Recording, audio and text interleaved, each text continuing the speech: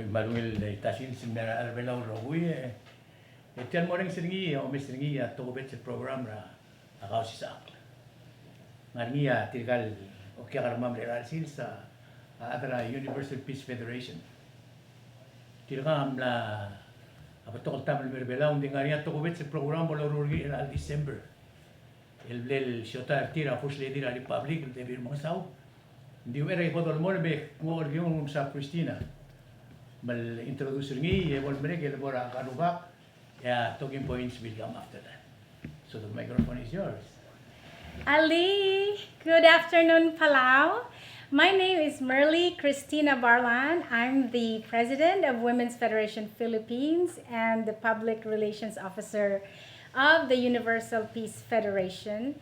Mr. Turibium, thank you so much for having us here this afternoon. And I'm here with me, Dr. Robert Kittle. Hello. Hello. Yeah, I am Dr. Robert Kittle. I am the International President of Youth and Students for Peace, and we are here together working with the government and people of Palau to have a very exciting program at the beginning of December. Thank you for having us. Yes, and thank you for coming to our studio. We're happy to have you here. It's a nice studio, I must say. It's so beautiful. So the question I have is, why are you here? And what's going to happen in December? I think I'll yield. Okay, sure. First of all, we really want to express our deepest gratitude to the Office of the President, His Excellency President Tommy Remengesau, and to the lovely First Lady Debbie Remengesau for the hospitality and the full support that they have given us for co-hosting and partnering this first ever Asia Pacific First Ladies Summit. This is the first in the world, actually. This will happen on December 10 and 11, 2019. And we're expecting about 20 former and current First Ladies and around 400 participants. 200 will be international women leaders and world leaders, and around 200 dignitaries from local Palau leaders. I'd like to add a little bit to that, and Merly represents the Universal Peace Federation and the Women's Federation for World Peace. Both of those organizations have consultative status with the United Nations. So we're able to bring our global foundation here to have a very exciting program. I want to again welcome and thank the Office of the President and the First Lady for hosting. Her Excellency Debbie Remengesau has personally invited Mother Moon to come to Palau, and she has accepted that invitation. And we will have actually the 2 days, but there's going to be 3 events that will happen on those 2 days. The first day, December 10, that will be the first ever Asia Pacific First Ladies Summit, and that will be an all-day event. The second day, on December 11, there will be 2 events. In the morning, it will be the Interfaith Peace Blessing Festival, and in the afternoon, the International Youth Assembly. All of those events will be at your cultural center, the Amayam. Cultural Center. So we want to invite people to come, and if you are interested, then please call Rolinda Jonathan from the Office of the President, and I will give you her phone number, 488-4410. Again, 488-4410. We want to welcome and open to everyone. Okay, let me just ask you this question before we continue. Sure. What is UPF? UPF is Universal Peace Federation. We have the consultative status, general consultative status with the United Nations. It's one of those top UN organizations, UN accredited organizations. There are only about 100 plus NGOs with that status. The general consultative status. And UPF is one of them. Yes.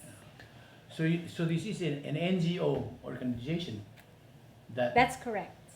sponsoring this event That's correct. with the First Lady of this Republic. Co-hosting, correct. yes. The Universal, the Universal Peace Federation has a global network. We are active in about 155 different nations, and we have been established since 2005. In fact, the founder, Father and Mother Moon, came to Palau in 2005 to establish UPF here in this island nation.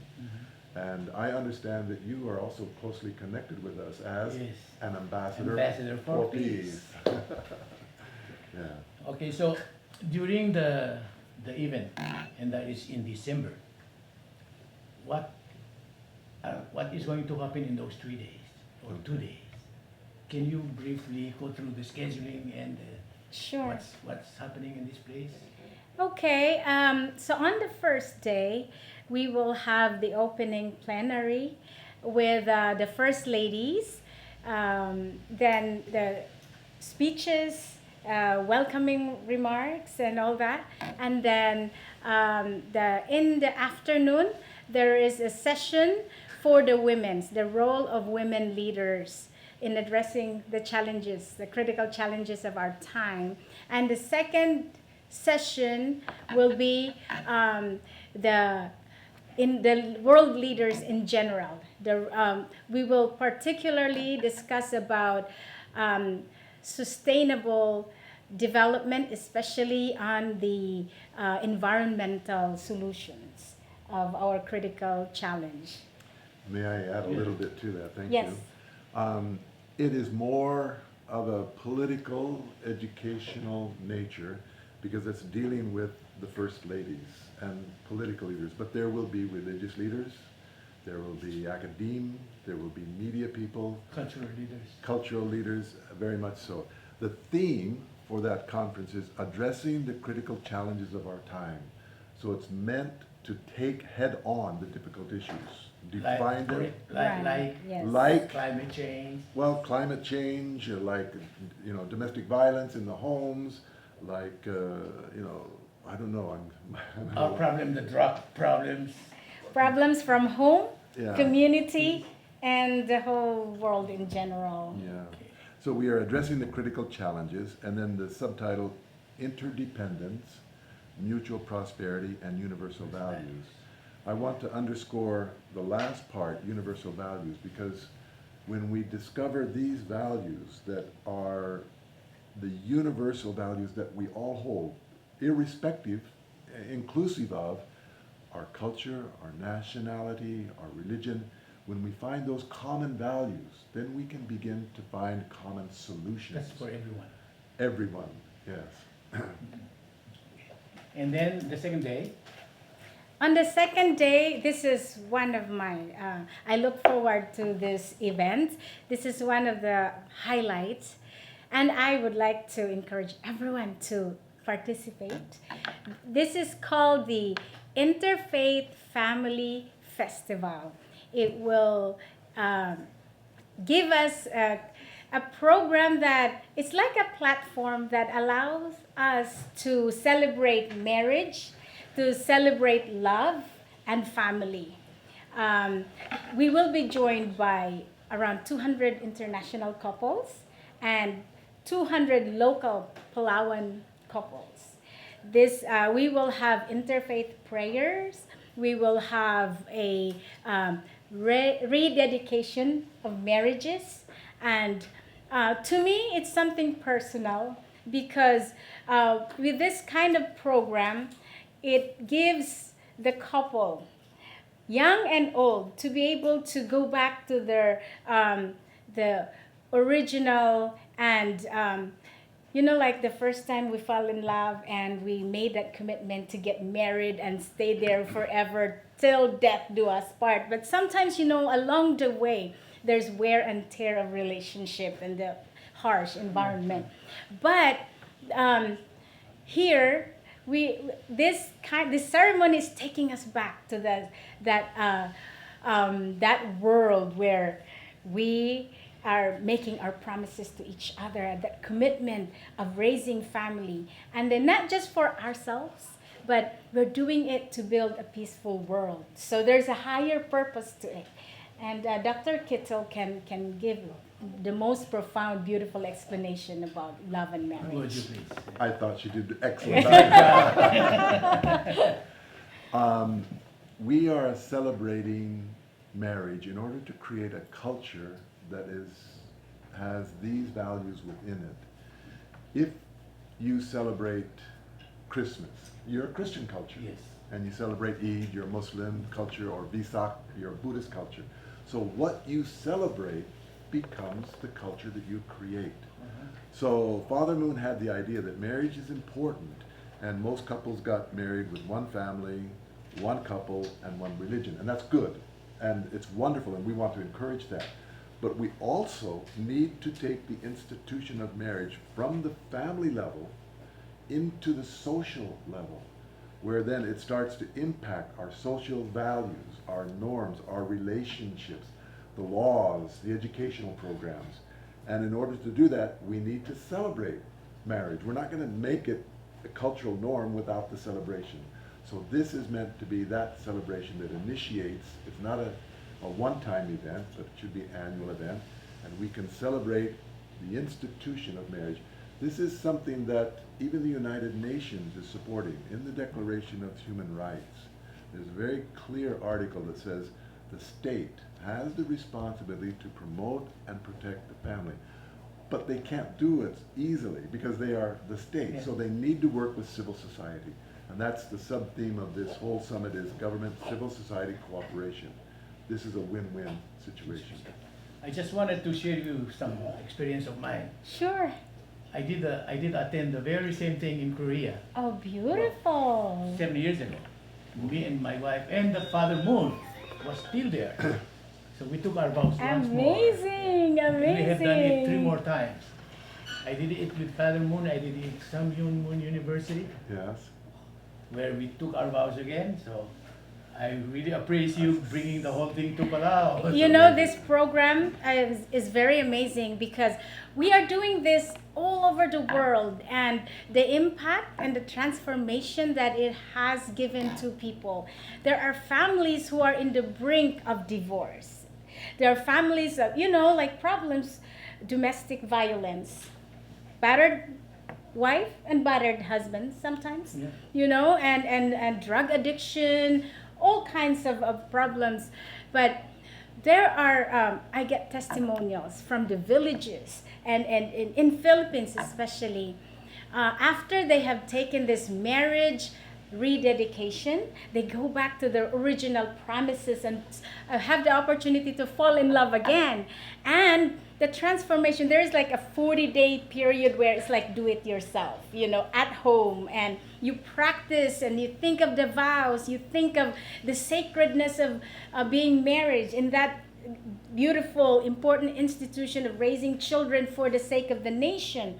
Then, there's people, there are people who are engaged in drunk, they get drunk regularly, they're gambling, and it's just mind-blowing that within a period of 40 days to 3 months, they have the ability to overcome what has been impossible to overcome just because of that simple but it's really personal marriage rededication, that saying the vows again and looking at each other in a way that they're dedicating their marriage to the world.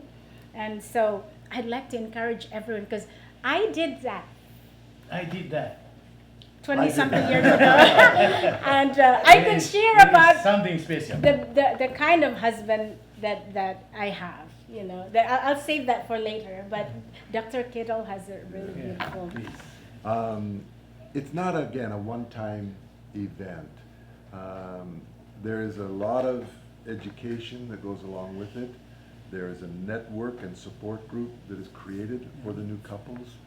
And I think together with this commitment, it really makes a new beginning. We all need new beginnings. We're not here to look at the past, to accuse, to blame, to judge, to point fingers. That will get us nowhere. New beginning. Yeah, we need new beginnings in our lives, and this is one of them. And if you go to a traditional marriage, what happens is usually there's one couple there, right? And what are the older couples doing? They're in the audience, and they're jabbing each other in the shoulder and saying, remember where. That's so right. they're renewing their commitment kind of at the same time. And the young kids that are running around that you can't control, kind of they're looking, that's in my future. So you're celebrating and building this awareness and this culture that how important it is. And it's for the sake of the nation. If you can take a culture that honors marriage into the social fabric, really, you will start to address fundamental social problems, the family, the breakdown, the young people problems. They will begin to be solved. And that's our aim, is really to help strengthen the marriages So and the families. second day is for a family reunion and rekindle your love Yes, one more time. yes, Yeah. yes. And that's in the morning. Yeah, that's in the morning. And with it, it gets even more exciting in the afternoon Afternoon. after lunch. We have the International Youth Assembly, which will be hosted by the Youth and Student for Peace, about 500 youth leaders from Palau and from all over the world. And our chairman of the Youth and Student for Peace worldwide is here, and no less than Dr. Kittel. The YSP is going to be an exciting, educational, and entertaining event. It's a program that has been taken, again, in many countries and many cultures of the world. The Philippines has done an exceptional job in that. And it's young people where they are singing, dancing. There's going to be singing competition, public speaking competition, and also educational programs for the young people. Yesterday we had a dinner evening with 4 of the principals of the schools here in Palau, along with the Minister of Education and also with the Director of the Palau National Youth Council. And they were all excited about the program. We're talking about the best venue. Again, it will be at the Cultural Center, and how they can support this program, because it will start to impact the children. And more importantly, we're bringing international students again. So this cross-fertilization of student-to-student dialogue, understanding, exchange is going to be a very powerful way where people can reevaluate the values in their lives. You want to say, put something into that too? Yes, for 30 years ago, I joined this kind of movement for the young people, and even my husband did. And if my husband didn't have this kind of guiding principles and vision in life and in building a beautiful family, I wouldn't be as happy and contented as I am today. You look happy. They said that you can judge the husband or wife according to how the spouse looks. So I hope we can encourage young people, especially the values of having a dream of creating a beautiful family. And that dream, the young people nowadays, in the age of technology and social media, we are too busy with what is going on, the very secular way of looking at things. But the most important for me really is understanding that the happiness is traced back in the core of our heart, and then it starts in the home. So raising children first and foremost, and giving them the vision that actually children are the national treasures of any country, of every country. So as world leaders, it is our responsibility to provide a platform for young people to grow into their fullest potentials and can become that greatest person that they can be and build a great nation. So this is what we're trying to do. I like that the title that says creating a culture of youth, Yeah. a culture of peace. Can you please just elaborate on that a little bit more. How do you Oftentimes, create a yeah. culture of peace? Oftentimes, people think of peace as the absence of war or economic development. Or making a lot of money? Well, yes, but those are only the external sides of peace. And if you don't have the internal part of the stability of love relationships in your life, then the external side ultimately has very little meaning and value. I'll give you a personal example. I grew up in America, and there were 4 brothers in our family. I was number 3. And all of them have been divorced and remarried, in some cases several times. Now at the elder age, some of them have decided not to get married at all. And they look at me, I've been married once, and because the educational program, the emphasis, the explanation of the value and the importance of marriage has played a big part in my life, in my wife's life, and it comes from the Bible. In Genesis, when God created Adam and Eve, he said, I'm going to create man and woman in my image, male and female. So it tells us that we are created in the image of God, and it tells us what the image of God is. It's a male and female. So that we view marriage as the union of man and woman so that together they can be in the image of God. And that changes attitudes and priorities, and shall I wander around, shall I be faithful? Those values then become very clear. No, if I am in the image of God, we say very clearly, how many gods are there? Well, there's one. There's only one. So how many husbands and wives? There's The one. ideal, There's ideal one. is one. And we're working for that. And let's give that model to our kids So in that's, education. that's on the afternoon. Yes, yes, yes. Okay. I am so proud of our First Lady. I mean, she's capable of doing all these things. But my question is, why did you come here? This is a very small place. Yes, You know, yes. you can do the festival through this chair, and everybody will listen to you. But to bring the whole international society into our small island, I need to know why. Good Okay, question. I mean, this is why Palau, right? Yeah, why why Palau? You have the most beautiful, model, I think. Palau is, I think, one of the only country in the world where the empowerment of women are in the, like, you have already reached it. It's just a dream of the other women in other parts of the world. But you have it here, actually. So, you know, I've been here for a month already, and I've spoken to people, I've been to places, and what I noticed is that not only Palau is pristine paradise, but it is also peaceful. You know, it's the relative peace and security that you have here in Palau is a dream of some neighborhood in Philippines and even in America. But the First Lady is gracious, and she has this vision for the young people and for the families of Palau. I want to talk about the system here. You call it matrilineal system, and where the women have the power to be able to lead in such a way that the heart of the mother. I observe your structure in your society. The reason it's peaceful, because from hundreds of years of women's leadership. Well, I'm biased because I'm a No, you're woman, not. but allow me That's to indulge, Palau. Go okay? ahead. And You're in Palau. I'm in Palau. But because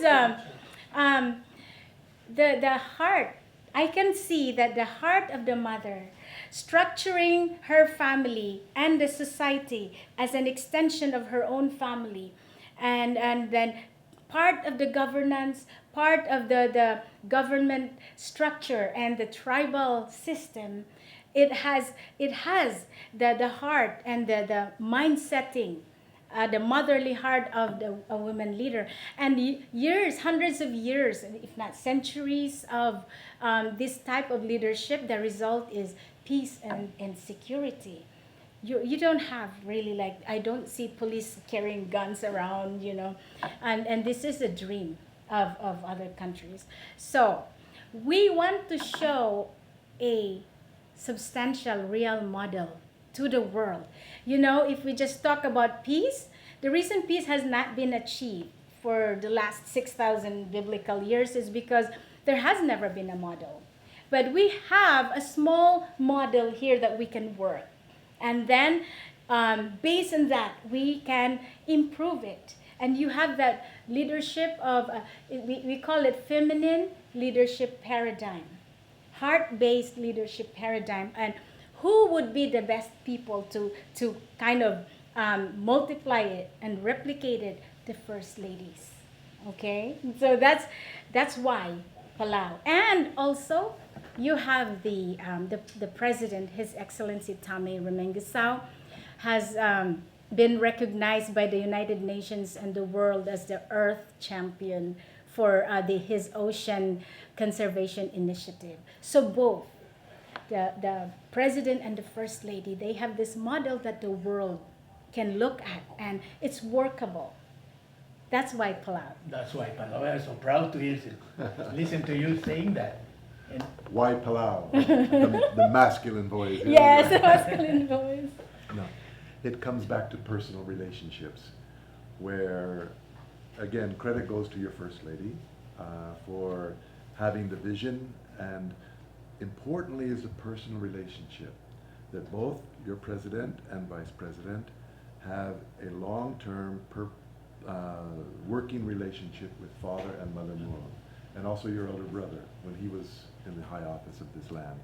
So Mother Moon asked, can we have the program here, and asked the First Lady without hesitation. Yes. yes, Because they know each other. There's no issue of, well, what are you going to do, what it's about, who are they? That wasn't there. It was just an immediate response, yes, and then a personal letter of invitation to Mother Moon from Her Excellency. The First Lady went out, and that's how it got started in this really personal relationship issue. You have good leadership. That's why it's here. That's why we're here. thank you very much. Thank you. I think what we have done in the last couple of minutes, we have shared with the Palauans some very interesting subjects, and we hope they're listening and they'll be coming to attend. Yes, yes. I have a personal experience with all this, and it is something to look forward to, you know.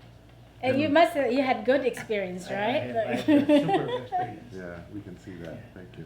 Again, may we invite your audience, Yes, please. if they are interested, Rolinda Jonathan, and her number I think will be flashed on the screen sometime, 488-4410. She's out of the island now, in Japan, attending the First Lady as she's there. But when she comes back, please give her a call. We'd love to have you come. Thank you. Thank you so much, Palau, and we hope to see you December 10 and December 11. God bless. God bless. God bless. Thank you. Tia tokobet sa program and the solo aso si Tia Rogil Toil morgi na December 7 al co-sponsor ni a First Lady la Republic of Palau Devir Masa. Mang direkal nga niya kalmiw siguro yung one morgi mang yasibil kot maklmiw enjoy. Siya Kausischakl Kuman Sulang Masel December 7. Sulang!